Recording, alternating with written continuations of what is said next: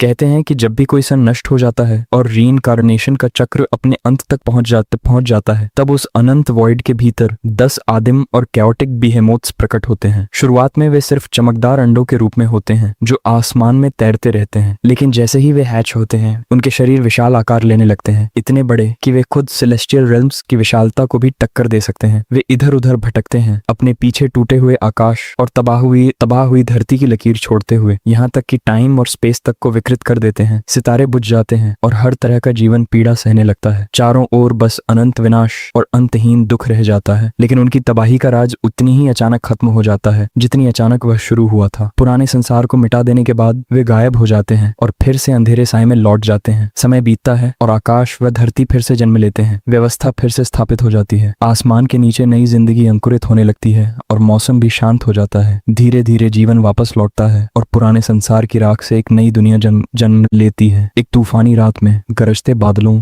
और मूसलाधार बारिश के बीच लाइटनिंग ने वर्मिलियन बर्ड एकेडमी के ऊपर के आसमान को चीर दिया। उसी पल अचानक कुछ शानदार दिखाई दिया जो अपने चमकदार और फैले हुए सुनहरे पंखों के साथ पूरे आकाश पर छा गया। वह एक विशाल पक्षी था और ध्यान से देखने पर पता चलता था कि उसकी पीठ पर एक युवक सवार है। वह सवार ली थियनमिंग था, वर्मिलियन बर्ड एकेडमी का 17 साल का डिसाइपल। वह एक छोटे से सीमावर्ती कस्बे से आया था और इस प्रतिष्ठित एकेडमी के अनगिनत विद्यार्थियों में से बस एक था, और इस तेज बारिश के बीच अपनी प्रिय म्यू छिंगछिंग से मिलने आया था। म्यू छिंगछिंग जो कि 17 साल की ही थी, साधारण परिवार से आई थी, लेकिन वह भी वर्मिलियन बर्ड एकेडमी की डिसाइपल और ली थियनमिंग की प्रेमिका थी। वहां पहुंचते ही ली थियनमिंग जल्दी से उस शानदार सुनहरे पंखों वाले पक्षी गोल्डविंग की पीठ से उतर गया। फिर वह जल्दी से मुचिंगचिंग की ओर बढ़ गया। म्यू छिंगछिंग ने एक लंबी स्लिटेड ड्रेस पहनी हुई थी। वह उसकी ओर दौड़ती हुई आई और एक ऐसा अम्ब्रेला पकड़े हुए थी जो बस दोनों को ही ढकने के लिए काफी था। यह देखकर ली थियनमिंग ने हल्के से डांटते हुए कहा, इतनी तेज बारिश में बाहर क्यों आई हो? तुम्हें अंदर इंतजार करना चाहिए था। मू छिंगछिंग हंस पड़ी, मैं तो तुम्हारा इंतजार करने ही बाहर आई थी। मैं तुम्हें जल्दी देखना चाहती थी। ली थियनमिंग ने शर्माते हुए सिर खुजाया और मू छिंगछिंग से माफी मांगी। उसने समझाया, मैं हाल ही में ट्रेनिंग और गोल्डविंग की देखभाल में बहुत बिजी था, इसलिए तुमसे मिलने उतनी बार नहीं आ पाया। मू छिंगछिंग ने नकली नाराजगी दिखाते हुए प्लेफुल आवाज में कहा, तो तुम्हारे लिए तुम्हारा कंपेनियन बीस्ट तुम्हारी गर्लफ्रेंड से ज्यादा इंपॉर्टेंट है। ली थियनमिंग तुरंत माफी मांगने लगा और उससे जेलस न होने के लिए कहा, क्योंकि वह आखिरकार उससे मिलने आ ही गया था। फिर उसने तियनमिंग से कहा कि जल्दी अंदर चलो, नहीं तो उसे सर्दी लग जाएगी। बाहर बारिश अब भी लगातार बरस रही थी और वे दोनों घर के अंदर चले गए। अंदर आते ही ली तियनमिंग ने अपने पाउच से एक छोटा सा गिफ्ट निकाला। वह एक हेयरपिन था। वह हेयरपिन बेहद खूबसूरत था। उस पर 2 पंख उकेरे हुए थे और उनके बीच एक नाजुक एजर फ्लावर बना हुआ था। सबसे ऊपर कुछ छोटे पत्ते फैले हुए थे जो उसके एलिगेंट डिजाइन को पूरा कर रहे थे। म्यू छिंगछिंग यह देखकर बेहद खुश हो गई। यह बहुत सुंदर है, उसने उत्साह से कहा, इसे मेरे बालों में लगा दो। तियनमिंग ने धीरे से हेयरपिन लिया और प्यार से उसके बालों में लगा दिया। फिर दोनों बातें करने लगे और उनकी बातचीत जिनयू की ओर मुड़ गई। म्यू छिंगछिंग ने पूछा कि जिनयू ने सेंट बीस्ट बैटल सोल की कल्टीवेशन में कौन सा लेवल हासिल कर लिया है और क्या फ्यूजन पूरा हो गया है। तियनमिंग ने सिर हिलाते हुए कहा कि अभी नहीं और उसे थोड़ा और समय लगेगा। यह सुनकर म्यू छिंगछिंग की आंखों में खुशी की चमक आ गई। आखिरकार अब और सफरिंग नहीं होगी। वह हंसते हुए बोली, जब हमारे पास बैटल सोल्स होंगे तब कोई भी हमें नीची नजर से नहीं देखेगा। यह किस्मत का मोड़ 10 दिन पहले हुई एक घटना से शुरू हुआ था। तियनमिंग को एक सीक्रेट रेल्म में अचानक सेंट बीस्ट बैटल सोल मिल गया था। वह एक चमकदार एजियर जेम था, बेहद कीमती और अनोखा, जिसका आकार किसी प्राचीन और दुर्लभ बीस्ट जैसा था। यह चीज अनमोल थी, इतनी शक्तिशाली कि इससे ऐसा पावर हाउस पैदा हो सकता था जो अस्तित्व की नींव तक हिला दे। सबसे महत्वपूर्ण बात यह थी कि उस सीक्रेट रेलम का स्थान सिर्फ तियानमिन और चिंगचिंग को ही पता था। पिछले कुछ दिनों से तियनमिंग अपनी पूरी ऊर्जा जिनयू को उसके साथ फ्यूज कराने में लगा रहा था, लेकिन फ्यूजन अभी भी पूरा नहीं हुआ था। लेकिन एक बार जब जिनयू सफलतापूर्वक सेंट बीस्ट बैटल सोल के साथ फ्यूज हो जाएगा तो वह बेहद शक्तिशाली बन जाएगा, एक सच्ची लेजेंड, और तब वे दोनों भी जीवन के शिखर तक पहुंच सकेंगे। तियनमिंग ने अपना हाथ मू छिंगछिंग के कंधे पर रखा और उसकी आंखों में गहराई से देखते हुए दृढ़ आवाज में कहा। यह सुनकर मू छिंगछिंग ने अपना सिर झुका लिया। उसकी आवाज भावनाओं से भारी हो गई। क्या तुम सच में मुझे खुश देखना चाहते हो? उसने धीरे से पूछा। इतना कहकर वह थोड़ा और करीब आ गई और उसका हाथ ली तियनमिंग के रोबे के किनारे तक पहुंच गया। धीरे धीरे धीरे उसने अपने कपड़े उतारने शुरू कर दिए और शर्माते हुए फुसफुसाई, मैं तुम्हारी औरत बनना चाहती हूँ, सच में सिर्फ तुम्हारी। यह दृश्य देखकर तियानमिंग बिल्कुल जम सा गया। उसके माथे पर पसीने की बूंदें उभर आईं, उसका चेहरा लाल पड़ गया और उसकी नजरें वहीं ठहर गईं। मू चिंगचिंग ने अपना बाहरी रोब पूरे उतार दिया था। कमरे की हवा अचानक भारी और तनाव से भरी महसूस होने लगी। उसकी आवाज जो बाहर गरजते बादलों जैसी गूंज रही थी कमरे में फैल गई और सीधे तियानमिंग के दिल तक पहुंच गई। म्यू चिंगचिंग ने खुद को पूरी तरह ली तियानमिंग को समर्पित करने की बात कही। वह बेहद मोहक लग रही थी। उसकी आंखें धुंधली मगर गहरी थीं, जैसे किसी की आत्मा को खींच लें। जब उसने वे मीठे शब्द कहे तो उसके गालों और त्वचा पर हल्की लाली फैल गई। यह सब देखकर 17 साल का युवा ली तियानमिंग हकलाने लगा। उसका शरीर सख्त हो गया और वह समझ नहीं पा रहा था कि कैसे प्रतिक्रिया दे। उसका गला सूख गया और वह मुश्किल से खुद को संभालने की कोशिश करते हुए मू चिंगचिंग से पूछ बैठा कि क्या वह सच में गंभीर है। उसने पहले कभी ऐसा व्यवहार नहीं किया था, लेकिन उसके मन में एक और सवाल उठ रहा था, क्या वह ऐसा इसलिए कर रही है क्योंकि उसे सेंट बीस्ट बैटल सोल मिल गया है। मू चिंगचिंग को तियानमिंग की यह अजीब और असहज प्रतिक्रिया और भी विचित्र लगी। उसने पूछा, क्या तुम डर रहे हो? फिर बोली, मेरे जैसा होना क्या होता है, मुझे कैसा होना चाहिए? उसका व्यवहार अचानक बदल गया। उसका चेहरा सख्त हो गया और उसकी आंखों में एक खतरनाक ठंडक उतर आई। म्यूचिंग ने खाली निगाहों से ली तियानमिंग की ओर देखा और तिरस्कार से मुस्कुराई। क्या तुम उस दयनीय लड़की की बात कर रहे हो जो पहले थी, जो तुम जैसे किसी इंसान पर अपनी सारी उम्मीदें टिका देती थी? यह सुनकर ली तियानमिंग स्तब्ध रह गया। उसकी आंखें अविश्वास से फैल गईं। उसी समय बाहर फिर से जोरदार थंडर गूंजा। अचानक कमरे के अंदर कुछ तेजी से ऊपर की ओर उछला। एक जोरदार विस्फोट हुआ और उसके साथ एक रहस्यमय बैंगनी ऑरा फैल गई। ध्यान से देखने पर ली तियानमिंग ने देखा कि वहां एक विशाल 3 आंखों वाला सुनहरा पक्षी खड़ा था, जिसके पंख गहरे बैंगनी रंग के थे। उसके ऊपर एक युवा खड़ा था जिसके बाल बैंगनी थे और उसने शानदार राजसी कपड़े पहने हुए थे। वह हाथ बांधे हुए खड़ा था। उसने तिरस्कार भरी निगाहों से ली तियानमिंग को घूरा और गरजती आवाज में बोला, ली तियानमिंग, तुम्हारी हिम्मत कैसे हुई मू चिंगचिंग को जहर देने और उसका अपमान करने की? यह देखकर ली तियानमिंग हैरान रह गया। वह युवक लिन शाओतिंग था और वर्मिलियन बर्ड एकेडमी का डिसाइपल। लेकिन लिन शाओतिंग महान परिवारों के बीच सबसे शीर्ष डिसाइपल माना जाता था। इतना बड़ा प्रोडिजी यहाँ क्या कर रहा था? ली तियानमिंग तो उससे कभी मिला भी नहीं था। फिर उसे एहसास हुआ कि लिन शाओतिंग ने अभी क्या कहा था। वह उस पर मू चिंगचिंग के साथ गलत करने का आरोप लगा रहा था। लेकिन सबसे ज्यादा दर्दनाक बात यह थी कि जैसे ही लिन शाओतिंग ने यह कहा, मू चिंगचिंग, जिसे तियानमिंग अपनी गर्लफ्रेंड समझता था, दौड़कर उसके पास चली गई और उसका नाम बड़े स्नेह से पुकारा। उसने दुखी होने का नाटक किया और उससे अपने लिए न्याय मांगने को कहा। यह सब देखकर तियानमिंग बिल्कुल सुन्न रह गया। यह पूरा नाटक उसके लिए असहनीय था। मौका देखकर लिन शाओतिंग ने तुरंत दबाव बढ़ाया। उसने तियानमिंग की ओर उंगली उठाई और अपने दूसरे हाथ से चिंगचिंग को पकड़े हुए ऊंची आवाज में कहा, वर्मिलियन बर्ड एकेडमी के हेवनली पैलेस का एक उच्च स्तरीय डिसाइपल होने के नाते मुझे तुम्हें सजा देने का अधिकार है। यह कहते ही उसने अपने बीस्ट कंपेनियन, उस क्रूर पक्षी को तियानमिंग पर हमला करने का आदेश दिया। अचानक हुए हमले से तियानमिंग संभल नहीं पाया। वह बस वहीं खड़ा रह गया और बचाव में अपने हाथ उठा लिए। उसी निर्णायक क्षण में तियानमिंग का गोल्डविंग सामने आ गया। उसने उस हमले को रोक लिया। तियानमिंग के लिए था और दूसरे पक्षी पर पलटकर वार किया। लेकिन वह बैंगनी पक्षी भी कमजोर नहीं था। उसके पंजों और चोंच के हमलों ने गोल्डविंग को घायल कर दिया और उसके सुनहरे पंख खून से लाल हो गए। यह देखकर तियानमिंग अपने सदमे से बाहर आया और चिल्लाया, गोल्डविंग भागो! अब बारी लिन शाओतिंग की थी। उसने बस अपनी उंगली तियानमिंग की ओर उठाई और एक चमकदार किरण निकलकर ली तियानमिंग से टकराई, जिससे वह दर्द से जमीन पर गिर पड़ा। लिन शाओतिंग आगे बढ़ा और तियानमिंग के सिर पर पैर रख दिया। सुनो तुम देहाती गनवार, उसने तिरस्कार से कहा, जब तक मैं लिन शाओतिंग यहाँ हूँ तुम किसी भी तरह का विरोध करने के बारे में भूल जाओ। फिर उसने हंसते हुए तियानमिंग के बाल पकड़कर उन्हें पीछे खींचा, जिससे उसकी आंखें जबरन खुल गईं। और अब देखो मैं तुम्हारे लाइफ बॉन्ड बीस्ट गोल्डविंग को कैसे तड़पाकर मारता हूँ। जैसे ही तियानमिंग दर्द और निराशा में गोल्डविंग का नाम पुकारने लगा, उसी पल वह 3 आंखों वाला मॉन्स्टर पूरी ताकत से गोल्डविंग पर झपटा। अगले ही पल एक जोरदार विस्फोट हुआ और चारों ओर खून बिखर गया। तियानमिंग उस भयानक दृश्य को देखकर सुन्न पड़ गया। उसकी आंखों के सामने गोल्डविंग के साथ बिताए हर पल की यादें घूमने लगीं। उसका जन्म, जब उसने उसका नाम रखा था, साथ में की गई ट्रेनिंग और वह वादा कि वे कभी एक दूसरे से अलग नहीं होंगे। इन यादों ने उसे घुटनों के बल गिरा दिया और वह बेकाबू होकर रोने लगा। उसी पल लिन शाओतिंग विजयी हंसी हंसने लगा, क्योंकि उसने सेंट बीस्ट बैटल सोल देख लिया था। उसने तुरंत उस जेड को छीन लिया और जोर से हंस पड़ा। फिर नीचे झुककर तियानमिंग की ओर देखते हुए बोला, भले ही तुम्हें हेवेंस की किस्मत से सेंट बीस्ट बैटल सोल मिल गया हो, लेकिन तुम इसके लायक नहीं हो। यह सुनते ही तियानमिंग को अचानक सब समझ में आ गया। अपनी गर्लफ्रेंड के विश्वासघात से टूटे हुए दिल के साथ उसने म्यू चिंगचिंग की ओर देखा और कहा, तो तुम इंतजार नहीं करना चाहती थी? यह सब सेंट बीस्ट बैटल सोल की वजह से था। मुझे यकीन नहीं हो रहा कि तुम इतनी घृणित इंसान हो, और सबसे हास्यास्पद बात यह है कि मैंने कभी तुम पर शक भी नहीं किया। मू चिंगचिंग ने अब अपना सारा नाटक छोड़ दिया। वह निर्दयता से हंस पड़ी। तुम कितने भोले हो, उसने कहा। अपने बेवकूफ पक्षी को दोष दो।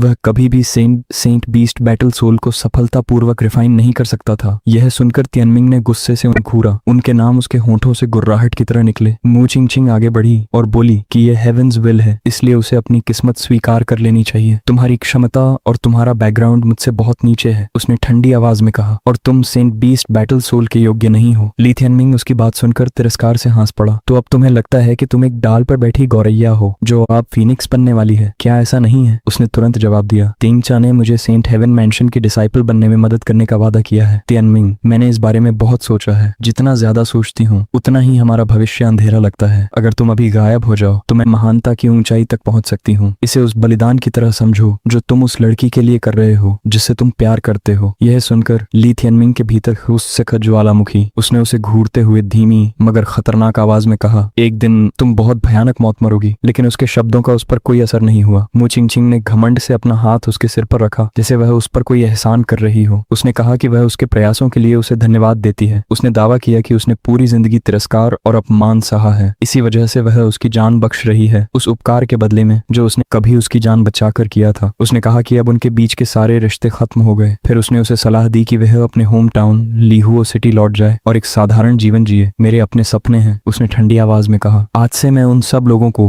अपने सामने झुकाऊंगी जिन्होंने कभी मुझे नीची नजर से देखा था। इतना कहकर वह लिन शाओतिंग के साथ मुड़कर चली गई। जाते जाते उसने उसे ताना मारा कि अब जब उसका सिम्बायोटिक बीस्ट मर चुका है तो वह बिल्कुल बेकार हो गया है और हमेशा के लिए वर्मिलियन बर्ड इंस्टीट्यूट में प्रवेश करने से वंचित रहेगा। ली थियनमिंग जानता था कि इस समय कुछ भी करना बेकार है। उसने गुस्से से अपना मुक्का जमीन पर दे मारा और उसके दिल में एक मौन प्रतिज्ञा जन्म ले चुकी थी। कर्मा एक चक्र है, उसने मन ही मन सोचा। मू चिंगचिंग, तुम्हें लगता है कि ऊंची शाखा पर चढ़ने से तुम नोबल बन जाओगी, लेकिन एक दिन ऐसा जन्म आएगा जब तुम्हें मौत भी मुक्ति नहीं दे पाएगी। फिर ली थियनमिंग जिन यू के पास गया और उसे कसकर गले लगा लिया। अपराध बोध उसे भीतर से खाए जा रहा था। यह सब मेरी गलती है, उसने धीमे से कहा। तुम्हारी ये हालत मेरी वजह से हुई है, मैं तुम्हें बचा नहीं पाया। फिर उसका अकेला साया बारिश में दूर चला गया और उसकी आवाज पीछे गूंजती रही। 3 साल बाद मैं वर्मिलियन कैपिटल सिटी वापस आऊंगा। मैं उन सबको मार डालूंगा। मैं तुम्हारा बदला लूंगा जिन्यू। समय नमे एक अनवरत बहती नदी की तरह आगे बढ़ता गया। 3 साल बीत गए।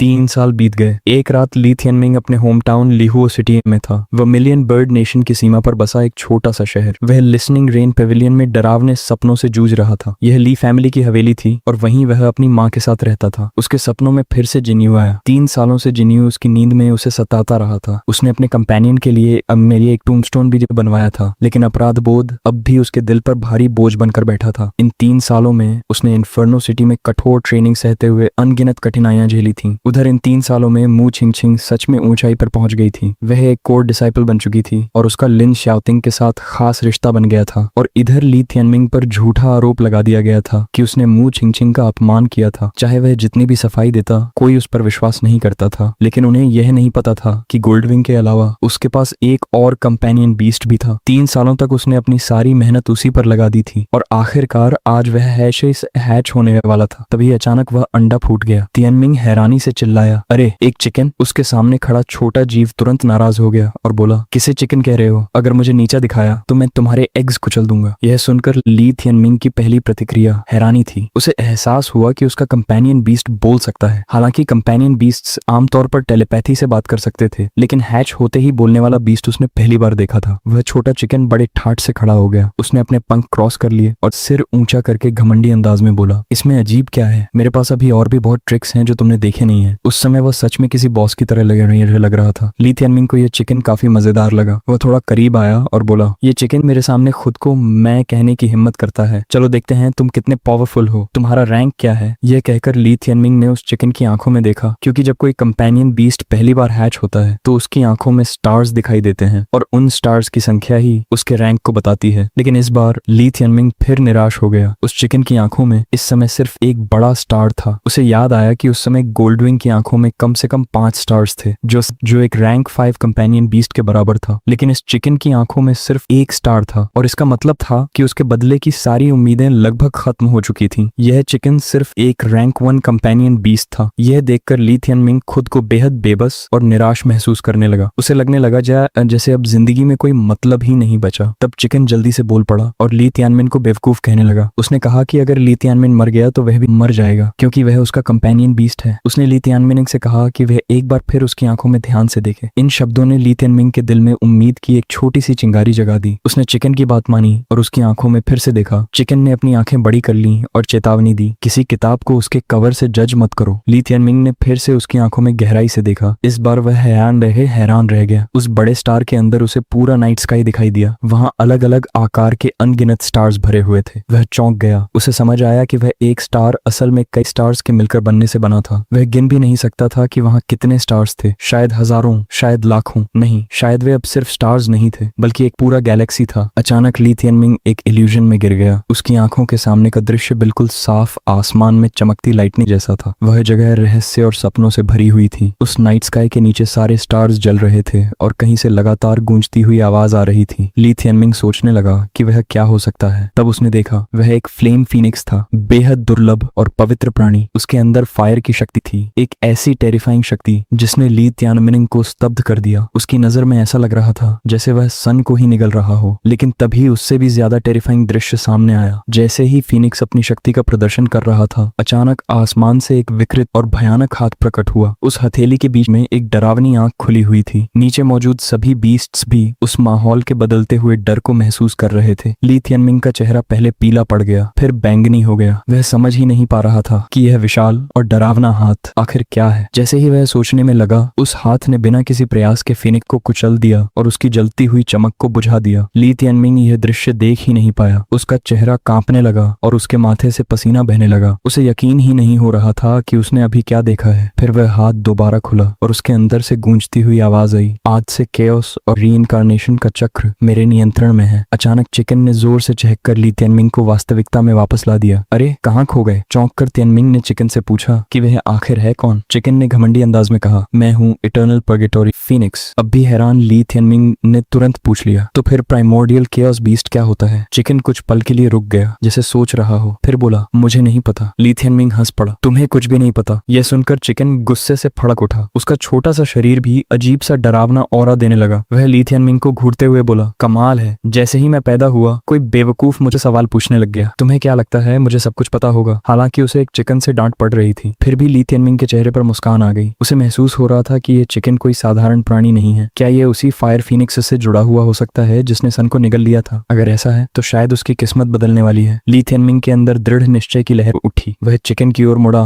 और बोला, चलो साथ में कल्टीवेट करते हैं। चिकन ने नाक सिकोड़ते हुए कहा, तुम जैसे नूब को कल्टीवेट करवाना ये तो बच्चों का खेल है। दोनों फिर से बहस करने लगे। तियानमिन ने कहा कि असली चिकन तो वही है। चिकन की आंखों में शरारती चमक आ गई और वह मुस्कुराया, खैर तुम मेरे साथ ड्यूअल कल्टीवेट कर सकते हो, बिल्कुल फ्री में। कैसा लगा? मजाक खत्म होने के बाद वे असली काम में लग गए। चिकन उछलकर ली तियानमिन के सिर पर बैठ गया ताकि वह उसके बीस्ट वेन्स को जांच सके। धीरे धीरे तियानमिन को अपना नया कंपेनियन और भी पसंद आने लगा। उन्होंने कल्टीवेशन की शुरुआत की। पहला स्टेज था बीस्ट वेन स्टेज। कल्टीवेशन के रास्ते में बीस्ट वेन स्टेज बिल्कुल शुरुआती चरण होता है। हर बीस्ट मास्टर और उसके कंपेनियन बीस्ट के जन्म से ही 9 बीस्ट वेन्स होते हैं। जब वे कल्टीवेट करते हैं तो ये कुल 18 वेन्स एक दूसरे से जुड़ने की कोशिश करते हैं और पेयर्स बनाते हैं। हर सफल कनेक्शन से बीस्ट मास्टर और बीस्ट दोनों का स्तर बढ़ता है। इससे कंपेनियन बीस्ट की रॉ पावर बीस्ट मास्टर के शरीर में प्रवाहित होती है और उसका शरीर मजबूत होता है। दूसरी तरफ कंपेनियन बीस्ट की इंटेलिजेंस भी जागने लगती है। वह एक जंगली जानवर की सीमाओं से मुक्त होकर कल्टीवेशन शुरू कर देता है। संक्षेप में कहें तो साथ में कल्टीवेशन करना दोनों के लिए बेहद फायदेमंद होता है। चिकन ने निर्देश दिया, एक दूसरे के बीस्ट वेन्स को महसूस करो और उन्हें कनेक्ट करने की कोशिश करो। जैसे ही ली तियानमिन ने ऐसा किया, उसे एक जबरदस्त ऊर्जा का एहसास हुआ। उसे पता चला कि इस छोटे से चिकन के शरीर के अंदर एक शानदार बीस्ट वेन मौजूद है, इतना विशाल कि जैसे कोई विशाल ड्रैगन कुंडली मारकर बैठा हो। उसके मुकाबले ली तियानमिन का अपना बीस्ट वेन बहुत छोटा लग रहा था। शायद चिकन भी समझ गया कि वह क्या सोच रहा है। उसने सिर झुकाकर ताना मारा, तुम बहुत पैथेटिक हो। तुम्हारा बीस्ट वेन तो मिर्ची से भी छोटा है। मेरा देखो तुमसे कई गुना बड़ा है। तब ली तियानमिन के चेहरे पर अचानक समझ की चमक आई। वह मुस्कुराया और बोला, अरे तुम्हारा बीस्ट वेन ही तो मेरा बीस्ट वेन है। जैसे ही कनेक्शन बना, एक अजीब मगर अद्भुत एहसास हुआ जिसे शब्दों में बताना मुश्किल था। कनेक्शन पूरा होते ही ली तियानमिन ने अपने शरीर में ऊर्जा का जबरदस्त उफान महसूस किया। अब उसे साफ साफ महसूस हो रहा था कि चिकन की शक्ति उसकी अपनी शक्ति बन चुकी है। तुम्हारा शरीर ये तो चमक रहा है, चिकन ने ध्यान से देखते हुए कहा। ली तियानमिन ने सिर पीछे फेंका और जोर से गर्जना की। उसके अंदर से शक्ति का एक विस्फोट फूटा और सीधा आसमान की ओर उठ गया। वह बीस्ट वेन स्टेज के फर्स्ट लेवल तक ब्रेक थ्रू कर चुका था। मुस्कुराते हुए ली तियानमिन चिकन की शक्ति पर हैरान रह गया। कमाल है, इस बीस्ट की स्ट्रेंथनिंग इफेक्ट किसी भी सामान्य कंपेनियन बीस्ट से कम कम से कम 3 गुना ज्यादा है। चिकन ने गर्व से अपनी छाती फुला ली और संतुष्ट होकर हल्का सा हंस पड़ा। अब बीस्ट वेन स्टेज के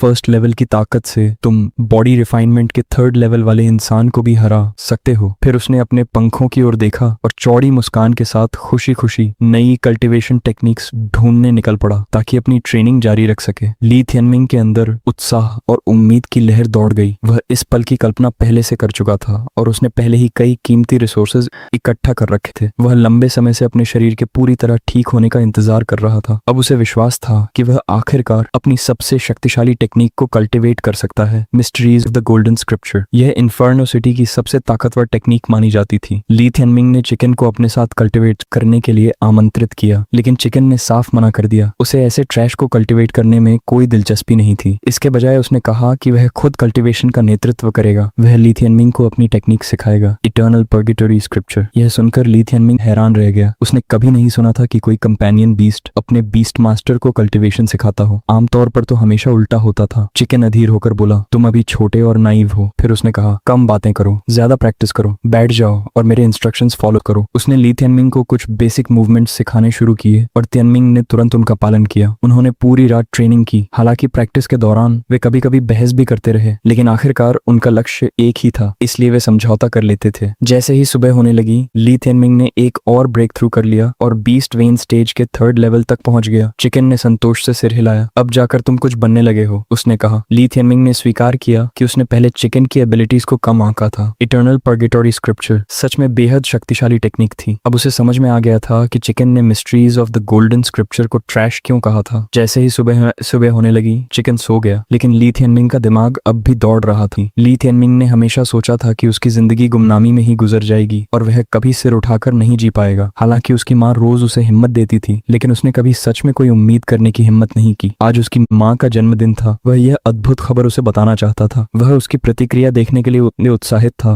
और सोच रहा था कि जब उसे पता चलेगा कि उसके बेटे का भविष्य अब उज्जवल हो सकता है तो वह कितनी खुश होगी। लेकिन अभी उसके सामने एक और जरूरी काम था। जितनी ज्यादा हो सके उतनी स्पिरिट हर्ब्स इकट्ठा करना ताकि उसकी माँ की जिंदगी थोड़ी और बढ़ सके। अचानक बाहर शोर मच गया। एक तीखी आवाज हवा को चीरती हुई सुनाई दी। 2 लोग, एक लंबा और एक छोटा, दरवाजे पर दिखाई दिए और ली थियनमिंग का नाम पुकारने लगे। वे कह रहे थे कि वे उसके और उसकी माँ के लिए शानदार गिफ्ट्स लेकर आए हैं। इस शोर से चिकन भी अचानक जाग गया। वह चिड़चिड़े अंदाज में बड़बड़ाने लगा कि सुबह सुबह किसने ये हंगामा मचा दिया। ली थियनमिंग जल्दी से कपड़े पहनने लगा ताकि इन अनचाहे मेहमानों का स्वागत कर सके। सुबह का सूरज चमक रहा था जब एक युवा लड़की ने दरवाजा खटखटाया और आवाज लगाई, ली थियनमिंग, दरवाजा खोलो। दरवाजे पर खड़ी लड़की ली स्वे खियाओ थी, कॉन्क्यूबाइन हुआंग की बेटी और ली थियनमिंग की सौतेली बहन। उसके साथ उसकी माँ भी थी। कॉन्क्यूबाइन हुआंग, जो ली यनफेंग की तीसरी पत्नी थी, अपनी घमंडी और शाही अंदाज के लिए जानी जाती थी। मैं तुम्हारे और तुम्हारी माँ के लिए गिफ्ट्स लाई हूँ, उसने घोषणा की। ली थियनमिंग ने दरवाजा खोला। कॉन्क्यूबाइन हुआंग और उसकी बेटी को देखकर वह थोड़ा हैरान रह गया। थर्ड आंट ज़्वेकियाओ, आप लोग यहाँ कैसे? उसने उलझन में पूछा। उसी समय अंदर से ली थियनमिंग की माँ बाहर आई और पूछने लगी, थियनमिंग, कौन आया है? ली थियनमिंग तुरंत उसकी ओर मुड़ा। उसकी आंखों में चिंता की झलक थी। माँ, आप बिस्तर से क्यों उठ गई? उसने पूछा। सफेद बालों से घिरा चेहरा और अद्भुत सुंदरता वाली एक महिला आगे बढ़ी। यह ली थियनमिंग की माँ बेजिंग थी, ली यनफेंग की पहली पत्नी। वह एक अजीब और लाइलाज बीमारी से पीड़ित थी, जिसकी वजह से उन्हें ली फैमिली एस्टेट के एक सुनसान कोने में भेज दिया गया था, जहां वह लगभग एकांत जीवन जी रही थी। ओह, तो ये थर्ड सिस्टर और श्यूएक्वाओ हैं, उन्होंने धीरे से कहा। अपनी माँ की सेहत को लेकर चिंतित ली थियनमिंग ने तुरंत कहा, माँ, आपकी तबीयत ठीक नहीं है, आपको बिस्तर से बाहर नहीं आना चाहिए था, कृपया अंदर जाकर आराम कीजिए। वेजिंग ने उसे एक आश्वस्त करने वाली मुस्कान दी। कोई बात नहीं, मैं पूरे दिन बिस्तर पर नहीं रह सकती। फिर उन्होंने मेहमानों की ओर मुड़कर कहा, थर्ड सिस्टर ज़्वेकियाओ, अंदर आइए और बैठिए। लेकिन कॉन्क्यूबाइन हुआंग ने हाथ हिलाकर मना कर दिया। कोई जरूरत नहीं, मुझे बस कुछ बातें कहनी है, फिर हम चले जाएंगे। इसके बाद कॉन्क्यूबाइन हुआंग ने वेजिंग की ओर मुड़कर नकली चिंता जताई। एल्डर सिस्टर, आप कैसी हैं? वेजिंग ने शांत स्वर में जवाब दिया, जितना हो सकता है उतना ठीक हूँ। तबई लियू शुकियाओ, जो अपनी माँ के पास खड़ी थी, तिरस्कार से बोली, मरने वाली हो फिर भी बहादुरी दिखा रही हो। अपनी बेटी की बदतमीजी देखकर कॉन्क्यूबाइन हुआंग तुरंत बोली, ज़्वेकियाओ, बदतमीजी मत करो। यह सुनकर ली थियनमिंग का चेहरा सख्त हो गया। उसे उस औरत और उसकी बेटी के लिए कभी कोई स्नेह नहीं रहा था। उसने मन ही मन सोचा, ये दोनों हमेशा घमंडी और दबंग रही हैं, जैसे हम उनसे नीचे हों। इनका अचानक आना जरूर किसी बुरी खबर का संकेत है। कॉन्क्यूबाइन हुआंग के चेहरे पर चालाक मुस्कान फैल गई। उसने अपने कपड़ों में से एक कागज निकाला। सुना है कि आपका जन्मदिन आने वाला है एल्डर सिस्टर, उसने कहा। मास्टर ने आपके लिए एक खास गिफ्ट तैयार किया है, लेकिन आज वह मेहमानों की मेजबानी में व्यस्त हैं, इसलिए उन्होंने मुझे इसे आपको देने के लिए भेजा है। कृपया देखिए। उसकी बेटी ली ज़्वेकियाओ को शायद पहले से पता था कि उसकी माँ क्या करने वाली है। वह अपनी हंसी मुश्किल से रोक पा रही थी। वेजिंग ने वह कागज ले लिया। जैसे ही उन्होंने उसे पढ़ना शुरू किया, उनके चेहरे पर गहरा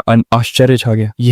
यह वह हकलाने लगी। पत्र पूरा पढ़ते ही उनका शरीर कांपने लगा। उनकी आंखें भावनाओं से भर गई थीं। पास खड़े ली तियनमिंग ने तुरंत उस दस्तावेज को पहचान लिया। वह डिवोर्स लेटर था। उसने मन ही मन सोचा। हालांकि ली एनफेंग के शब्द विनम्र लग रहे हैं, लेकिन असलियत छुपी नहीं है। जो भी ध्यान से पढ़ेगा उसे सच साफ दिखाई देगा। चिंतित होकर वह अपनी माँ को सहारा देकर कमरे के अंदर ले गया। माँ, कृपया परेशान मत होइए, उसने शांत स्वर में कहा। आपकी सेहत के बारे में सोचिए। वेजिंग की आंखों से आंसू बहने लगे। मैं ठीक हूँ, वह रोते हुए बोली। मुझे बस तुम्हारे लिए दुख हो रहा है। मुझे विश्वास नहीं हो रहा कि तुम्हारे पिता इतने निर्दयी हो सकते हैं। थोड़ा खुद को संभालते हुए उन्होंने आगे कहा, वह कह रहा है कि वह तुम्हें यहाँ से भेजना चाहता है। साफ है कि वह तुम्हें इन्फर्नो सिटी के उत्तराधिकारी के अधिकार से वंचित करना चाहता है, जो कि सबसे बड़े बेटे के रूप में तुम्हारा अधिकार है। ली तियनमिंग को 3 साल पहले अपने पिता की बात याद आ गई। मुझे सच से कोई मतलब नहीं है। मुझे बस इतना पता है कि तुमने थंडरक्लैप लीजन को नाराज कर दिया। वह अपनी माँ से बोला, मेरी इनहेरिटेंस छीनना शायद उन्होंने 3 साल पहले ही तय कर लिया था। जब से मैं वापस आया हूँ, उन्होंने मुझसे 2 शब्द भी ढंग से नहीं बोले। हमारे बीच का रिश्ता बहुत पहले टूट चुका है। बातचीत जारी रही और ली तियनमिंग को अपनी माँ के लिए और चिंता होने लगी। माँ, सबसे ज्यादा कष्ट तो आपको ही सहना पड़ रहा है, उसने कहा। उन्हें पता है कि आपकी तबीयत ठीक नहीं है, फिर भी वह आपको यहाँ से निकालना चाहते। पास खड़ी कॉन्क्यूबाइन हुआंग और उसकी बेटी सब कुछ सुन चुकी थी। कॉन्क्यूबाइन हुआंग तुरंत बोली, एल्डर सिस्टर, कृपया मास्टर को दोष मत दीजिए। वह यह सब आपके ही भले के लिए कर रहे हैं। फिर उसने व्यंग्य भरे स्वर में कहा, आपकी वर्तमान हालत की वजह से मास्टर को काफी शर्मिंदगी झेलनी पड़ रही है। ली सुए कियाओ भी हंसते हुए बोली, पिता तो आमतौर पर इतने दयालु रहते हैं। यह सोचकर हैरानी होती है कि वह इतना घातक गिफ्ट देंगे। वह अपनी बात पूरी करती, उससे पहले ही उसकी माँ ली यनफेंग के बचाव में बोल उठी। मास्टर तो बस आपके भविष्य की भलाई के बारे में सोच रहे हैं, उसने कहा। इसीलिए उन्होंने मुझे इतने सारे स्पिरिट स्टोनर्स देकर भेजा है। ज़ुएक्याओ ने तुरंत जोड़ा, मैं तो सच में ईर्ष्या कर रही हूँ। मैंने तो कभी इतने सारे स्पिरिट स्टोन्स होने का सपना भी नहीं देखा। फिर उसने तिरस्कार भरी नजर से तियनमिंग और उसकी माँ को देखा और वह थैला उनके पैरों के पास फेंक दिया। यह तुम्हारी पूरी जिंदगी आराम से गुजारने के लिए काफी होना चाहिए, उसने ताना मारा। थैला गिरते ही स्पिरिट स्टोन्स फर्श पर बिखर गए। कॉन्क्यूबाइन हुआंग ने उन्हें घृणा से देखा और बोली, शायद यही सबसे अच्छा है। हम सब अलग अलग रास्तों पर चलें और शांति से जिएं। फिर उसने तंज कसते हुए कहा, एल्डर सिस्टर, अगर आपका दिल बहुत टूट रहा है तो आप रो सकती हैं, मैं नहीं हंसूंगी। अब ली तियनमिंग का सब्र टूट चुका था। उसने उन्हें घूरते हुए गुस्से में कहा, यहाँ से निकल जाओ अभी। उसके इस विस्फोट से ली ज़ुएक्याओ चौंक गई और चीख पड़ी, निकल जाओ। फिर वह हंसते हुए बोली, तियनमिंग, क्या तुम्हें पता भी है कि पिता ने संदेश देने के लिए क्यों भेजा है? उसने गर्व से घोषणा की, क्योंकि आज से लिसनिंग रेन पेविलियन हमारा।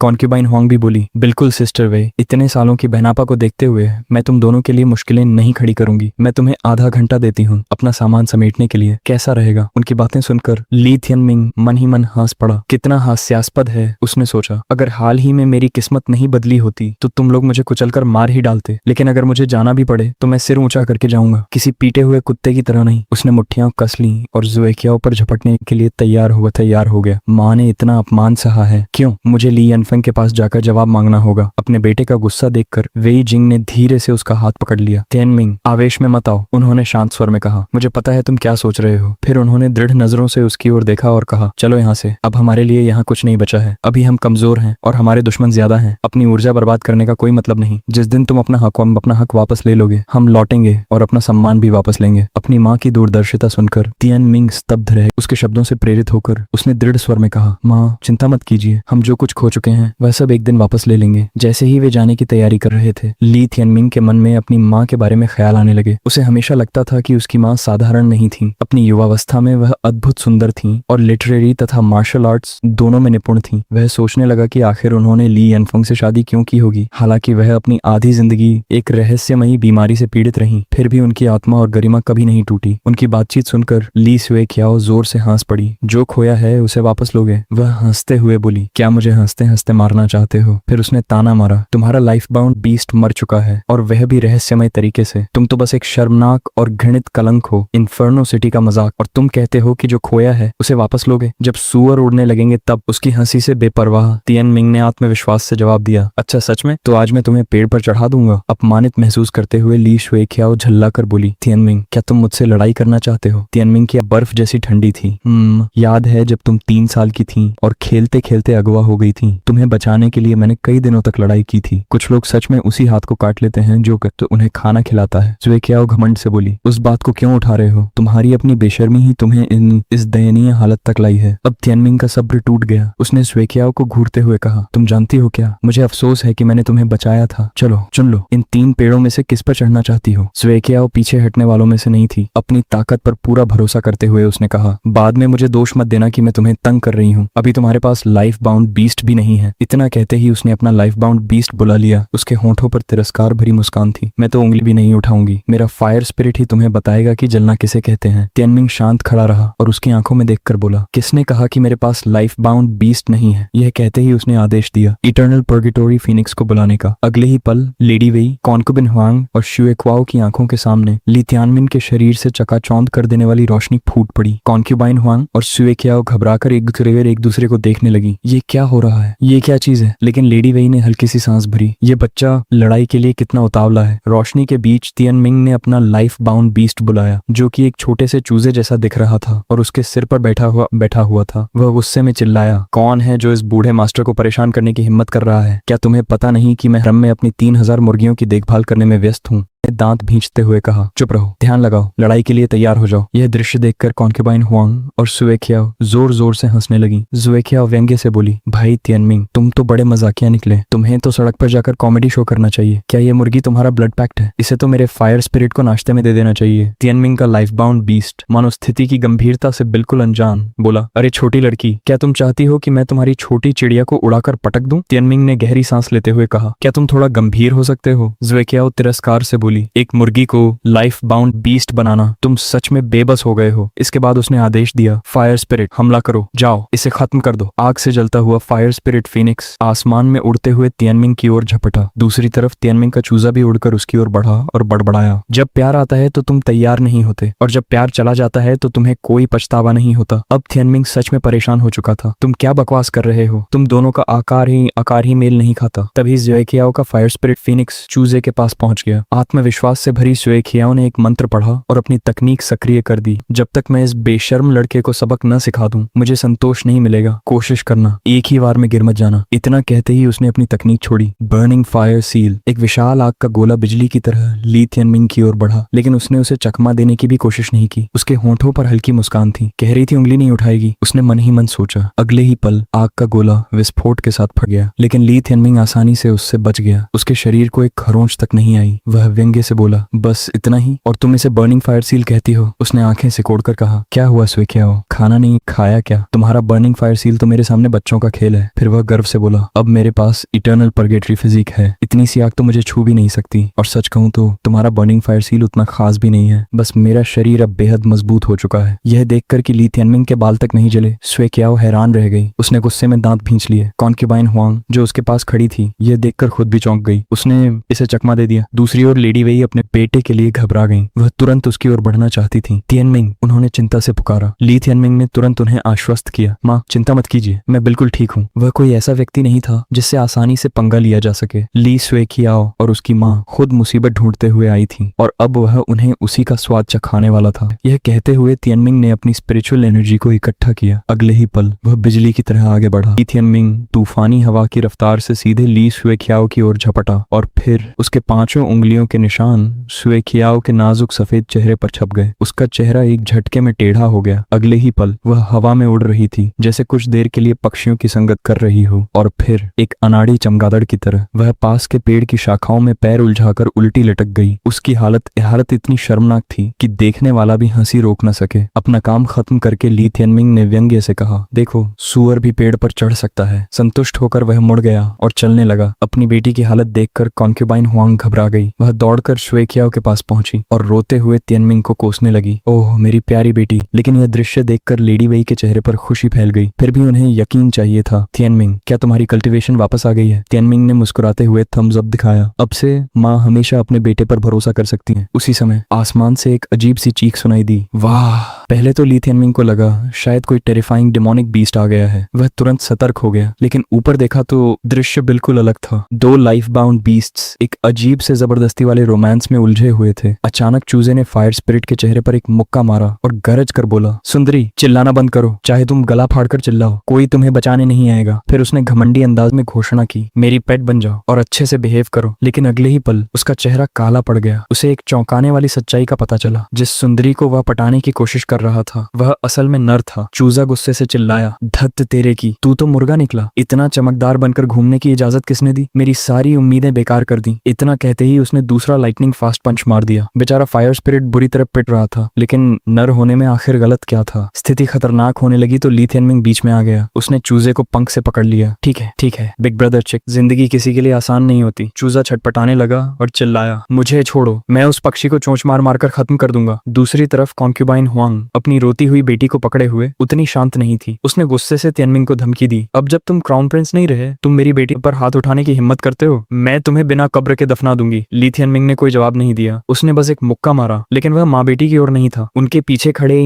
एक मोटे पेड़ पर जा लगा। धड़ाम, भयानक आवाज के साथ वह मोटा तना टूटकर गिर पड़ा। ऊपर से उन्हें देखते हुए ली तियानमिंग बोला, तुमने खुद कहा था कि मैं अब ली क्लैन का क्राउन प्रिंस नहीं हूँ। इसका मतलब है मैं तुम्हें मार भी दूं तो मुझे परिवार की प्रतिष्ठा की चिंता नहीं करनी पड़ेगी। उसकी आवाज टेरिफाइंग और ठंडी थी। तुम जैसी बिना कल्टीवेशन वाली इंसान के सामने मैं बिल्कुल भी दया नहीं दिखाऊंगा, इसलिए मुझे उकसाने से पहले अंजाम के बारे में सोच लेना। एक ही मुक्के में पेड़ गिरते देख कॉन्क्यूबाइन हुआंग समझ गई वह उसका मुकाबला नहीं कर सकती। वह तुरंत पीछे हट गई। मुझसे गलती हो गई, मैं फिर कभी ऐसा नहीं करूंगी। लेकिन हारने के बाद भी ली शुएकियाओ के चेहरे पर घमंडी मुस्कान थी। तो तुम्हारी कल्टीवेशन वापस आ गई, इससे कुछ नहीं बदलता। दरवाजे तक पहुंचकर वह मुड़ी और बोली, क्या तुम्हें पता है सबसे अहम समय पर पिता ने तुम्हें और तुम्हारी माँ को क्यों छोड़ दिया? ली तियानमिंग का चेहरा बिल्कुल शांत था। जो कहना है साफ साफ कहो। पीछे खड़ी लेडी वेई भी बिल्कुल शांत थी। ली शुएकियाओ की आवाज जहर से भरी थी। पिता अब एक और औरत से शादी करने वाले हैं, उसे अपनी ऑफिशियल वाइफ बनाएंगे। उसका नाम है लियू छिंग। वह तुमसे ज्यादा बड़ी भी नहीं है, मुश्किल से 20 साल की होगी और काफी बदनाम सेडक्ट्रेस भी है। फिर वह रुकी और मुस्कुराई। सबसे अहम बात, वह थंडरक्लैप लीजन से है। यह सुनते ही ली थियनमिंग की आंखें फैल गईं। उसकी प्रतिक्रिया देखकर शुएकियाओ को मजा आ रहा था। वह आगे बोली, पिता लियू छिंग के सहारे ऊंचा उठना चाहते हैं और 3 साल पहले तुमने थंडरक्लैप लीजन को नाराज कर दिया था, इसलिए पिता तुमसे सारे रिश्ते तोड़ना चाहते हैं। फिर उसने तिरस्कार से पूछा, बताओ ली थियनमिंग, अब तुम्हारे पास जाने के लिए कौन सी जगह बची है? वेट अ सेकेंड, आप सभी लोगों को मैं कुछ बताना चाहता हूँ कि मैं यहाँ में वॉइस को चेंज कर रहा हूँ और आप सब लोग कमेंट करके बताना कि आपको कौन सी वॉइस अच्छी लगी। अगर आप लोगों को पहले वाली वॉइस अच्छी लगेगी तो फिर मैं उसी वॉइस में कंटिन्यू करूंगा। अब स्टोरी की ओर चलते हैं। ली तियानमिंग का जॉ क्लेंच हो गया क्योंकि लेई क्लैन के साथ उसका अपना पास्ट एक गहरे जख्म की तरह था जो अब भी सड़ रहा था। उसने दांत भींचते हुए कहा, फिर से वही थंडरक्लैप लीजन। उन्होंने मेरे गोल्डविंग को मार दिया, मेरे नाम पर झूठे इल्जाम लगाए और अब मेरी मदर को भी इस सब में घसीट रहे हैं। उसने कसम खाई, एक दिन मैं लेई क्लैन को हमेशा के लिए मिटा दूंगा। उसके फिस्ट और भी टाइट हो गए। उसका गुस्सा मानो जलती हुई आग की तरह भड़क रहा था। ली शुएचियाओ और उसकी मदर वहां से निकल गईं क्योंकि उन्हें इस पूरे ड्रामा को आगे बढ़ते हुए देखना था। जाते जाते ली शुएचियाओ ने पीछे मुड़कर कहा, वेडिंग 10 दिन बाद है। अगर थंडरक्लैप लीजन ने तुम्हें देख लिया तो इसके नतीजे बहुत बुरे होंगे। लेडी वेई बाहर से शांत दिख रही थी, लेकिन अंदर ही अंदर वह पूरे सिचुएशन को ध्यान से समझ रही थी। ली तियानमिंग का चेहरा बिल्कुल भावहीन था। उसके मन में क्या चल रहा था कोई नहीं समझ पा रहा था। आखिरकार जैसे उसे कुछ समझ आया और उसने धीरे से सांस ली। उसने कहा, पिछली बार मुझे एकेडमी में एंट्री सिर्फ मेरी वर्मिलियन बर्ड ब्लड लाइन की वजह से मिली थी। 4 साल ऐसे गुजर गए जैसे कोई सपना हो। लगता है फादर अपनी वेडिंग की प्रतिष्ठा बढ़ाने के लिए एकेडमी के सिलेक्शन सेरेमनी का इस्तेमाल करना चाहते हैं। ली तियानमिंग तुरंत समझ गया कि वह किसकी बात कर रही हैं। उसने कहा, ली जिफिंग, तो वह अपने दूसरे बेटे को क्राउन प्रिंस बनाना चाहते हैं। उसकी आंखें सख्त हो गईं, लेकिन मैं उन्हें ऐसा नहीं करने दूंगा। मैं वर्मिलियन बर्ड ऑर्डर हासिल करूंगा और फिर से वर्मिलियन बर्ड एकेडमी लौटूंगा। मैं हेवनली पैलेस में एंटर करूंगा और मदर की बीमारी ठीक कराऊंगा। अपने बेटे के इस दृढ़ संकल्प को देखकर लेडी वेई के होठों पर हल्की मुस्कान आ गई। उन्होंने कहा, यही मेरा बेटा है, लेकिन खुद पर ज्यादा दबाव मत डालो। मुझे किसी इलाज की उम्मीद नहीं है। तुम्हें मजबूत होते देखना ही मेरे लिए काफी है। ऐसा लग रहा था जैसे इस जगह से उनका हर लगाव खत्म हो चुका हो, लेकिन उनकी आंखों में हल्की उदासी अब भी थी। उन्होंने कहा, तियानमिंग, मैं यहाँ एक पल भी और नहीं रहना चाहती। रास्ते में उन्हें वे स्पिरिट स्टोन्स याद आए जिन्हें शुएचियाओ और कंक्यूबाइन हुआंग ने तिरस्कार के साथ फेंक दिया था। लेडी वेई ने उसे उन्हें उठाने के लिए कहा, लेकिन ली तियानमिंग का उन्हें छूने का बिल्कुल मन नहीं था। उसकी आंखों में घृणा थी। वह उनकी तरफ देखना भी नहीं चाहता था। अपने बेटे की इस जिद को देखकर लेडी वेई ने धीरे से समझाया, एक सच्चा आदमी जानता है कब झुकना है और कब डटकर खड़ा रहना है। अभी हमें हर उस चीज का इस्तेमाल करना चाहिए जो हमारे काम आ सकती है। फिर उन्होंने कहा, हमारे लिए सबसे जरूरी है अपनी इज्जत वापस पाना, न कि इन मटेरियल लॉस के बारे में सोचते रहना। अचानक एक छोटा सा चिक उड़कर आया और उसके बैग पर बैठ गया। उसने चहकते हुए कहा, ली तियानमिंग, मुझे भूख लगी है। ली तियानमिंग कंफ्यूज हो गया। उसने कभी मुर्गियां नहीं पाली थीं, इसलिए उसे पता ही नहीं था कि एक चिक को क्या खिलाया जाता है, राइस, कॉर्न या फिर कीड़े मकोड़े। लेकिन यह कोई साधारण चिक नहीं था, इसीलिए शायद यह ऐसी आम चीजें नहीं खाता होगा। चिक की आंखें चमक उठीं और उसने कहा, मुझे वो स्पिरिट स्टोन्स खाने हैं जो तुमने अभी उठाए हैं। ली तियानमिंग चौंक गया। उसने कहा, तुम क्या सोच रहे हो? मैं तुम्हें वो कैसे खिला सकता हूँ? और वैसे भी क्या वो खाने लायक हैं? क्या तुम दुनिया के पहले ऐसे चिक बनना चाहते हो जिसे किडनी स्टोन हो जाए? क्यों ना तुम्हें कुछ कीड़े दे दूं? एक चिक को डायलिसिस की जरूरत पड़ने की कल्पना ही बेहद अजीब थी, लेकिन लगता था उन्होंने इस चिक को बहुत कम आंका था। उसने रहस्यमय अंदाज में कहा, अगर मैं कहूं कि इन स्टोन्स को खाने से हम तुरंत अगले बीस्ट वेन स्टेज में ब्रेक थ्रू कर सकते हैं तो? ली तियानमिंग की आंखें अविश्वास से फैल गईं। उसने कहा, बकवास मत करो, अगर सच में ऐसा होता तो। लेकिन अगले ही पल वह 90 डिग्री झुककर उन स्टोन्स को दोनों हाथों से पेश कर रहा था। उसने कहा, कृपया ग्रेट चिक, इन मामूली भेंटों को स्वीकार करें। अगर ये काफी ना हो तो बताना, मैं और भी ले आऊंगा। चिक हल्के से हंस पड़ा और बोला, जब तुम इतना जोर दे रहे हो तो मैं इन्हें स्वीकार कर ही लेता हूँ। यह सब देखकर लेडी वेई हंसे बिना नहीं रह सकी। उन्होंने कहा, तुम दोनों सच में बड़े मजेदार हो। उस शाम ली तियानमिंग के कमरे में उस ढेर में से सिर्फ 5 स्पिरिट स्टोन्स बचे थे जिन्हें चिक लगातार चबाता जा रहा था। पेट पूरी तरह भर जाने के बाद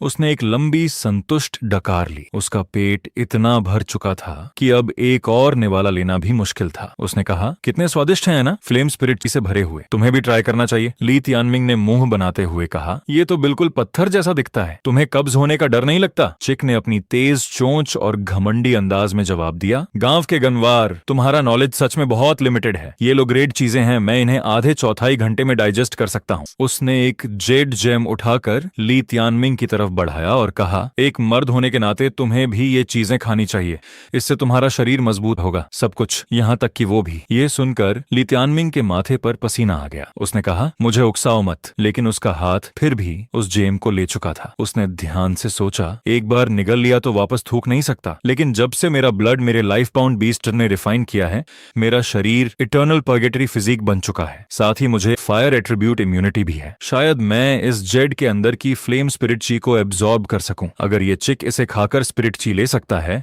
तो शायद मैं भी कर सकता हूं। उसने गहरी सांस ली। ठीक है, रिस्क लेते हैं, बस इसे निगलना होगा। कहते ही उसने उस पर्पल जेड जेम को निगल लिया। जैसे ही वह नीचे गया, उसे अपने शरीर के अंदर एक अजीब सा बदलाव महसूस हुआ। ली तियानमिंग अचानक जमीन पर गिर पड़ा। उसका शरीर उस गर्मी को सहन ही नहीं कर पा रहा था। इतना हॉट, इतना अनकंफर्टेबल, ऐसा लग रहा है जैसे मेरा पूरा बॉडी अभी जलकर राख हो जाएगा। ऐसा लग रहा था जैसे ली तियानमिंग ने इस्तेमाल करने से पहले इंस्ट्रक्शन पढ़े ही नहीं थे। इसलिए बड़े भाई जैसे बनकर चिक ने उसे डांट लगाई, तुम इतने स्टूपिड कैसे हो सकते हो? जल्दी से इटर्नल पर्गेटरी स्क्रिप्चर को सर्कुलेट करो, फ्लेम स्पिरिट ची को रिफाइन करके 20 एसेंस में बदलो और फिर उसे अपनी बीस्ट मेरिडियंस में मर्ज करो। ली तियानमिंग ने तुरंत उसकी बात मानी और उसी तरह करने लगा। ओह, तो ऐसे करना होता है। मैंने सोचा भी नहीं था कि तरीका इतना क्रूड होगा। तुमने मुझे पहले क्यों नहीं बताया? सब कुछ खत्म होने के बाद वह थककर जमीन पर ही गिर पड़ा। एक चिक से डांट खाना, यह तो सच में बहुत शर्म की बात थी। चिक ने तिरस्कार से कहा, सिर्फ एक जेम खाकर ही हांफने लगे, कितने पैथेटिक हो। फिर उसने ली तियानमिंग को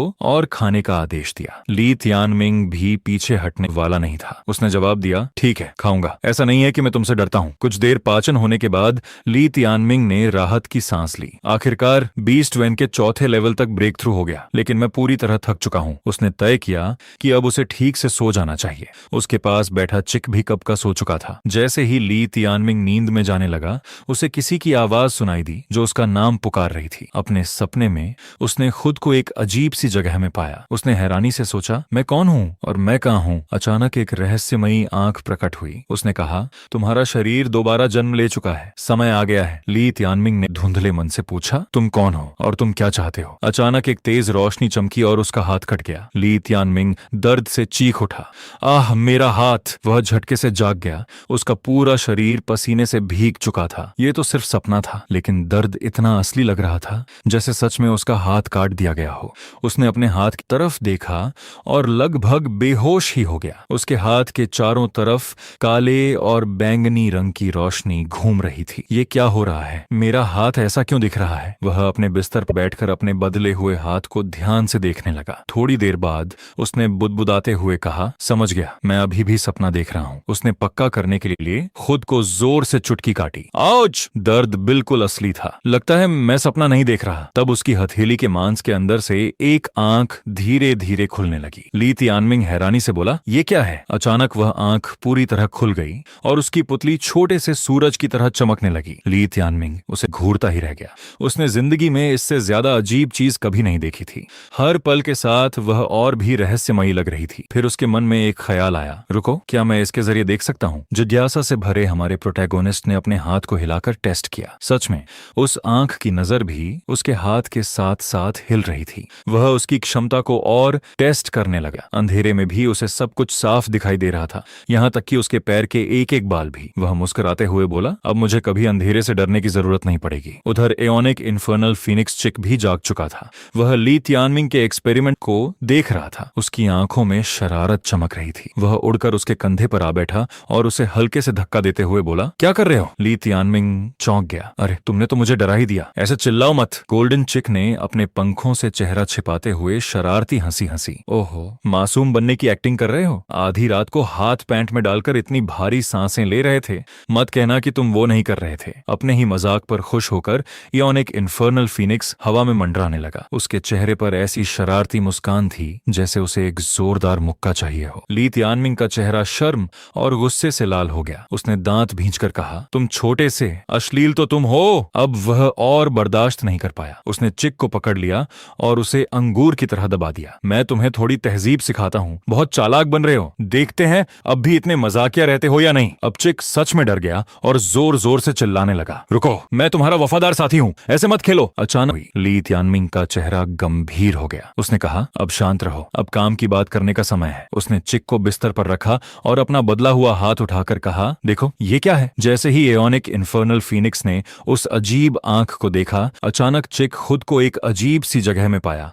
वहां सिर्फ एक विशाल आंख थी जो उसे ऊपर से घूर रही थी। उस आंख के सामने वह खुद को बेहद छोटा महसूस कर रहा था। डर के मारे वह कांपने लगा और हिलने की भी हिम्मत नहीं हो। वह डर के मारे उछल पड़ा और चीखने लगा, हे भगवान, ये चीज यहाँ क्या कर रही है? ली तियानमिंग ने उसका डर देखकर चिंता से पूछा, क्या तुम ठीक हो? क्या ये सच में इतना डरावना है? वह खुद ही सोचने लगा, कहीं ऐसा तो नहीं कि अपने पिछले जीवन में इसे किसी विशाल हाथ ने मार दिया था, इसलिए इसे ऐसा डर लग रहा है। एओनिक इन्फर्नल फीनिक्स डर के मारे उसके पैरों के पास सिमट गया और धीमी आवाज में बोला, इसे हटा दो, इसे मेरे पास मत आने दो। ली तियानमिंग बेबस होकर हंस पड़ा और उसे शांत करते हुए बोला, डरो मत, डरो मत, ये हाथ अब मेरा है, मैं इसे दूर रखूंगा। यह सुनकर एओनिक इन्फर्नल फीनिक्स अभी भी थोड़ा डरा हुआ था, लेकिन उसकी आंखों में हल्की जिज्ञासा भी थी। उसने अपने पंख से उस हाथ की तरफ इशारा करते हुए पूछा, तुम्हारे हाथ को आखिर हुआ क्या है? ली तियानमिंग ने सिर हिलाया, मुझे नहीं पता, मैंने एक अजीब सपना देखा और फिर मेरा हाथ अब बदल गया। मुझे लगता है शायद तुमने अपने पिछले जीवन में अपने दुश्मनों को पूरी तरह खत्म नहीं किया था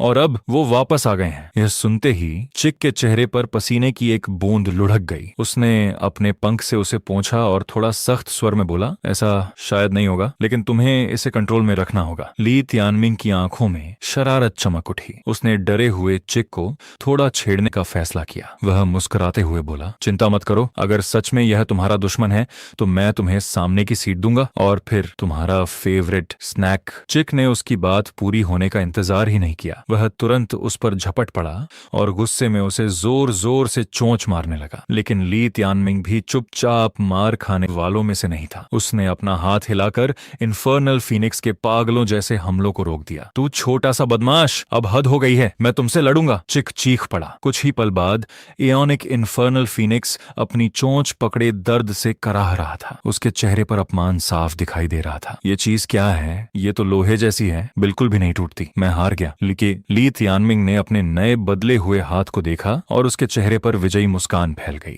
उसके सफेद चमकते दांत दिखाई देने लगे। वह गर्व से बोला, अब समझ आया? अब बताओ बड़ा बड़ा कौन बोल रहा था? फिर अपने जख्मों पर पट्टी बांधते हुए उसने एओनिक इन्फर्नल फीनिक्स को दिलासा दिया, चिंता मत करो बेवकूफ चिड़िया, मुझे नहीं पता ये हाथ कहां से आया है, लेकिन अगर कभी यह कंट्रोल से बाहर होकर तुम पर हमला करेगा तो मैं इसे खुद काट दूंगा। चाहे मैं मर ही क्यों ना जाऊं, मैं इसे तुम्हें नुकसान नहीं पहुंचाने दूंगा। आखिर हम बेस्ट बड्स हैं, है ना? यह सुनकर इन्फर्नल फीनिक्स की आंखों में आंसू आ गए। वह भावुक होकर बोला, हाँ हम बेस्ट बड्स हैं। ली तियानमिंग ने अपनी मुट्ठी भींच ली सीरियसली, उसके चेहरे पर दृढ़ निश्चय साफ दिखाई दे रहा था। इस हाथ के साथ अब मुझे वर्मिलियन बर्ड एकेडमी के फाइनल मैच जीतने का और भी ज्यादा भरोसा है। योनिक इन्फर्नल फीनिक्स ने भी अपना सीना फुला लिया। उसकी लड़ाई की भावना भड़क उठी। कुछ समय बाद एक चमकती और खूबसूरत सुबह में वर्मिलियन बर्ड एकेडमी का फाइनल मैच आधिकारिक रूप से शुरू हो गया। विंड पवेलियन में चारों तरफ से लोग इस इवेंट को देखने के लिए इकट्ठा हो गए थे। सबकी नजरें एरिना पर टिकी थीं और चारों तरफ उत्साहित बातचीत की गूंज थी। किसी ने धीरे से कहा, सुना तुमने? आज सिर्फ वर्मिलियन बर्ड ऑनर्डर के लिए फाइट नहीं है, आज यंग सिटी लॉर्ड ली जिफेंग की वेडिंग भी है। दूसरे ने हैरानी से पूछा, सच में? सुना है ब्राइड बहुत खूबसूरत है, सच में देखने लायक। पहले व्यक्ति ने मुस्कुराकर कहा, सच में, लगता है आज हमें उसे देखने का मौका मिल जाएगा। दूर खड़ा ली तियानमिंग यह सब सुन रहा था। उसके चेहरे पर गहरी सोच और ठंडा भाव था। ली जिफेंग पहले ही 7वें लेवल तक पहुंच चुका था। पहले की तुलना में वह सच में बहुत ज्यादा मजबूत हो गया था। लगता था उसने काफी मेहनत की थी। अचानक एक तेज आवाज गूंजी, सिटी लॉर्ड आ गए। वहां मौजूद सभी लोगों ने सम्मान से हाथ जोड़कर अभिवादन किया। आने वाले थे ली यानफेंग और उनकी नई पत्नी लियू किंग। लियू किंग की खूबसूरती देखकर बहुत से लोग मंत्रमुग्ध हो गए। ली तियानमिंग ने ली यानफेंग और लियू किंग को ठंडी और भावहीन नजरों से देखा। अपनी सीट पर बैठने के बाद ली यानफेंग ने ऊंची आवाज में घोषणा की, मैं घोषणा करता हूं। फिर उसने आवाज और ऊंची करते हुए कहा, वर्मिलियन बर्ड एकेडमी का फाइनल अब आधिकारिक रूप से शुरू होता है। जैसे ही उसने बोलना खत्म किया, एक युवा आगे बढ़ा और जोर से बोला, मैं लड़ूंगा। वह था ली जिफेंग। उसने घमंड से अपना हाथ उठाया और भीड़ को उकसाते हुए कहा, कौन है जो मुझसे लड़ने की हिम्मत करता है? अगर चाहो तो कई लोग एक साथ भी आ सकते हो। नीचे खड़ा ली तियानमिंग हल्का सा मुस्कुराया। आखिरकार शुरू हो ही गया। स्टेज पर खड़े होकर ली जिफेंग ने घमंडी अंदाज में पोज दिया, कौन मुझे चैलेंज करना चाहता है? जैसे ही उसने कहा, नीचे मौजूद लड़के और लड़कियां उसके आकर्षण से मोहित हो गए और जोर जोर से उसका नाम चिल्लाने लगे। उधर ली तियानमिंग के पास खड़ा छोटा चिक उसे तिरस्कार से देखकर बोला, देखो उसे, वह भी इंसान है, बिल्कुल तुम्हारे छोटे भाई की तरह, और सब लोग उसे पसंद करते हैं, लेकिन तुम जैसे लुच्चे को। उसके पास खड़े ली तियानमिंग ने घूरते हुए कहा, चुप रहो। अगर ठीक से बोल नहीं सकते तो अपनी चोंच बंद रखो और वापस सिम्बायोटिक स्पेस में चले जाओ। उसी समय आसपास खड़े कई भोले भाले नौजवान जो अपना नाम कमाना चाहते थे, ली जिफेंग से लड़ने के लिए आगे आने लगे। यह देखकर ली जिफेंग ने तुरंत अपने पर्पल आइड हेवी ब्राइट बर्ड को समन कर लिया। उसके प्रकट होते ही ली जिफेंग की आभा और भी शक्तिशाली लगने लगी। वह घमंड से बोला, इतनी भीड़ लगाने की जरूरत नहीं है, तुम सब एक साथ आ जाओ। मैं तुम्हें दिखाता हूं कि 5th ऑनर्डर सिम्बायोटिक बीस्ट की असली ताकत क्या होती है। यह सुनते ही वे तीनों युवक तुरंत आगे बढ़े। ली जिफेंग ने उन्हें देखकर तिरस्कार से मुस्कुराया, फिर अपने सिम्बायोटिक बीस्ट की तरफ मुड़कर बोला, इन कचरों से लड़ने के लिए मुझे उंगली उठाने की भी जरूरत नहीं। जीतोंग, ये सब तुम्हारे हवाले हैं। जीतोंग तुरंत आगे बढ़ा और उन तीनों चैलेंजर्स और उनके खतरनाक बीस्ट्स के सामने खड़ा हो गया। बायोटिक बीस्ट बिजली की तरह आगे बढ़ गया और उसका मालिक पीछे अकेला रह गया। एक ही पल में जीतोंग बिजली की तरह उन सब पर टूट पड़ा। उसका हमला मानो गड़गड़ाहट की तरह था। जिन जिन पर उसने वार किया वे सब दर्द से खून उगलने लगे, बोलने की हालत में भी नहीं थे। उनकी हालत बेहद दयनीय हो गई थी। हमला खत्म होते ही जीतोंग वापस अपने मालिक के पास आकर खड़ा हो गया। जैसे ही वह उतरा, भीड़ में जोरदार तालियों और चीखों की गूंज फैल गई। कमाल है, क्या यंग सिटी लॉर्ड ने सिटी लॉर्ड की असली ताकत विरासत में पाली है। यंग सिटी लॉर्ड जिफेंग सच में बहुत शक्तिशाली हैं। भीड़ की तारीफों में डूबे हुए ली जिफेंग ने घमंड से नीचे देखा और मुस्कुराकर बोला, तुम सब बेकार लोग, और कोई है जो मुझे चैलेंज करना चाहता है? नीचे की भीड़ तुरंत गरज उठी, मैं मानता नहीं, मैं तुम्हें चैलेंज करता हूँ। मैं भी यंग सिटी लॉर्ड जिफेंग, मैं आपसे प्यार करता हूँ, प्लीज मुझे कुचल दीजिए। अपना घमंडी अंदाज बनाए रखते हुए ली जिफेंग ने अपने हाथ फैला दिए, जैसे सबको आगे आने का न्योता दे रहा हो। वह बोला, अगर दर्द से डर नहीं लगता तो ऊपर आ जाओ। ऊपर ऊंचे सिंहासन पर बैठे ली यानफेंग और जी हुआ यह सब देख रहे थे। उनके पास बैठी लियू किंग ने पैर पर पैर चढ़ाते हुए कहा, ब्रदर फेंग, लगता है लिहुओ सिटी में कोई भी जिफेंग का मुकाबला नहीं कर सकता। ली यानफेंग ने गंभीर चेहरे से कर कहा, लिहुओ सिटी में रहते हुए जिफेंग का इस लेवल तक पहुंचना सच में काफी प्रभावशाली है। फिर विषय बदलते हुए लियू किंग ने पूछा, मैंने सुना है आपका एक और बेटा भी है जिसने वर्मिलियन बर्ड एकेडमी में पढ़ाई की थी और हमारे सम्मानित ले जुन के छोटे मॉन्स्टर को नाराज कर दिया था। यह सुनकर ली यानफेंग का चेहरा एकदम शांत हो गया। उसने ठंडे स्वर में कहा, उसका जिक्र करने की जरूरत नहीं, मैं उसे पहले ही अपाहिज बना चुका हूँ। उधर एरिना के बीच में खड़ा ली जिफिंग अभी भी घमंड से भरा हुआ था। उसके पास जी तोंग खड़ा था और उसके हाथ फैले हुए थे। वह बोला, लगता है अब कोई चैलेंजर नहीं बचा। इसका मतलब यह वर्मिलियन बर्ड टोकन अब मेरा है। अचानक एरिना के किनारे पर ली तियानमिंग दिखाई दिया। उसका चेहरा ठंडा और दृढ़ था। वह जोर से बोला, रुको। यह कहकर वह फुर्ती से उछलकर स्टेज पर चढ़ गया। उसकी अचानक एंट्री से ली जिफिंग चौंक गया। जैसे ही वह स्टेज पर उतरा, उसके चेहरे पर आत्मविश्वास भरी मुस्कान फैल गई। उसने तुरंत अपना बाहरी चोगा उतारते हुए कहा, जिफिंग, आज तुम्हें वर्मिलियन बर्ड क्रेस्ट नहीं मिलने वाला। ली जिफिंग ने उसे ध्यान से देखा और हैरान होकर बोला, ली तियानमिंग। चारों तरफ बढ़ती गपशप के बीच भी ली तियानमिंग बिल्कुल शांत खड़ा था, जैसे उसने कुछ सुना ही ना हो। वह अकेले ली जिफिंग के सामने डटा हुआ था, बिना किसी डर के। ली जिफिंग के चेहरे पर तिरस्कार भरी मुस्कान आ गई। उसने उपहास करते हुए कहा, क्या तुम पागल हो ली तियानमिंग? तुम्हें पता भी है तुम्हारी हालत क्या है, और फिर भी तुम यहाँ भीख मांगने आ गए? अचानक सिंहासन से ली यानफेंग खड़े हो गए। उनका चेहरा गुस्से से लाल हो गया। उन्होंने जोर से मेज पर हाथ मारा और गरज कर बोले, तियानमिंग, तुम यहाँ क्या कर रहे हो? वापस जाओ और अपनी माँ का ख्याल रखो। जिफिंग का भविष्य बहुत उज्जवल है। बड़े भाई होने के नाते तुम्हें उसके लिए खुश होना चाहिए। नीचे खड़े ली तियानमिंग के होठों पर हल्की मुस्कान थी। उसकी आंखों में आग जैसी चमक थी। वह बोला, जिफिंग सच में बहुत टैलेंटेड है। उसकी कल्टीवेशन टैलेंट तो उस समय के मुझसे भी ज्यादा है, लेकिन उससे पहले कि वह वर्मिलियन बर्ड क्रेस्ट हासिल करे, मैं उसे एक छोटा सा टेस्ट देना चाहता हूँ। यह सुनकर ली जिफिंग का गुस्सा और बढ़ गया। वह आगे बढ़ा। उसका हाथ उठा हुआ था और चेहरे पर घमंड साफ दिख रहा था। वह बोला, तुम जैसे अपाहिज की हिम्मत कैसे हुई मुझे टेस्ट करने की? फादर, चिंता मत कीजिए, मैं इसे मारूंगा नहीं। आपकी खुशी का दिन खराब नहीं करूंगा। अब तुम सिर्फ एक आम इंसान हो, तुम्हारे पास सिम्बायोटिक बीस्ट भी नहीं है, इसलिए मैं फादर की जगह तुम्हें सबक सिखाऊंगा। थ्रोन पर बैठी लियू किंग ठंडी हंसी हंस पड़ी। वह बोली, फिंगर, गुस्सा मत करो, इसे बस एक मनोरंजन समझो। सब जानते हैं कि इस लड़के ने कितनी मुसीबतें पैदा की हैं। अगर तुम इसे सबक सिखाओगे तो कोई भी तुम्हें दोष नहीं देगा। लियू चिंग के पास खड़े ली यनफिंग ने धीरे धीरे अपना कंपोजर वापस पा लिया। उसने गला साफ किया और ठंडी आवाज में कहा, वो बस खुद की ह्यूमिलिएशन मांग रहा है। स्टेज पर ज़ीफंग का पेशेंस खत्म हो चुका था। वह तेजी से आगे बढ़ा, अपने सिम्बियोटिक बीस्ट को पीछे छोड़ते हुए। उसके होंठों पर एक कॉन्फिडेंट स्मर्क था। अंदर ही अंदर वह गुस्से से जल रहा था। ली तियानमिंग, तुम क्लियरली क्रिपल्ड हो, फिर भी यहाँ क्यों आए हो? असली एयर तो मैं हूँ। उसकी नजरें ठंडी हो गईं। भले ही मैं फ्रैट्रिसाइड नहीं कर सकता, लेकिन जो भी मेरे रास्ते में आएगा उसे बिना बेरियल के मरना पड़ेगा। अगले ही पल ली तियानमिंग और ज़ीफेंग आपस में क्लैश कर गए।